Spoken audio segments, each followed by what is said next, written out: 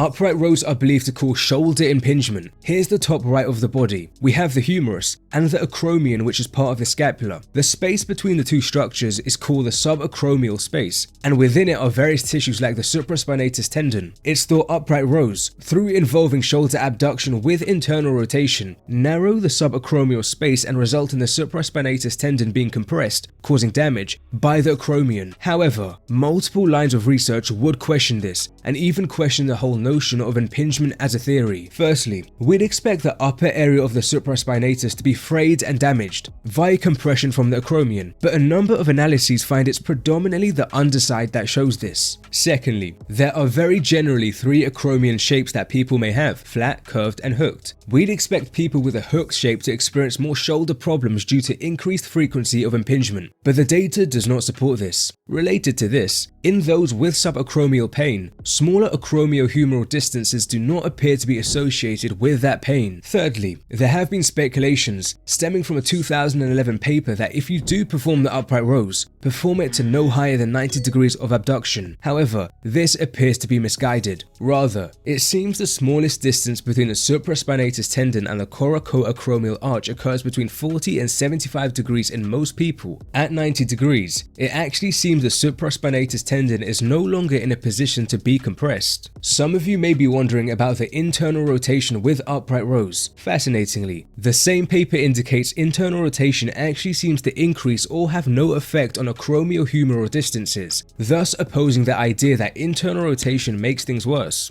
Given this information, if impingement was the enemy, we would want to avoid abducting our shoulder to 40 degrees in all instances, and plane lateral raises in whatever plane you're performing it would be dangerous. Fourthly, some have used the fact that upright rows mimic the Hawkins-Kennedy test, a test used to diagnose impingement, as evidence that upright rows are dangerous. However, this test actually has poor specificity and has been described to have little diagnostic value. Fifth and finally, shoulder decompression surgery, which involves shaving down the acromion and other structures to increase the subacromial space, should reduce pain and enhance shoulder function due to reducing impingement. However, a solid amount of literature suggests this surgery fails to provide clinically important benefits over placebo surgery in pain, function, or health-related quality of life. As described in a 2021 paper, the impingement theory has become antiquated, that is, outdated, and we would also recommend to abandon the term shoulder impingement as it refers to this mechanical theory. So in summary, there simply isn't any strong evidence to support the idea that upright rows are dangerous, and we have compelling data challenging the impingement theory as a whole.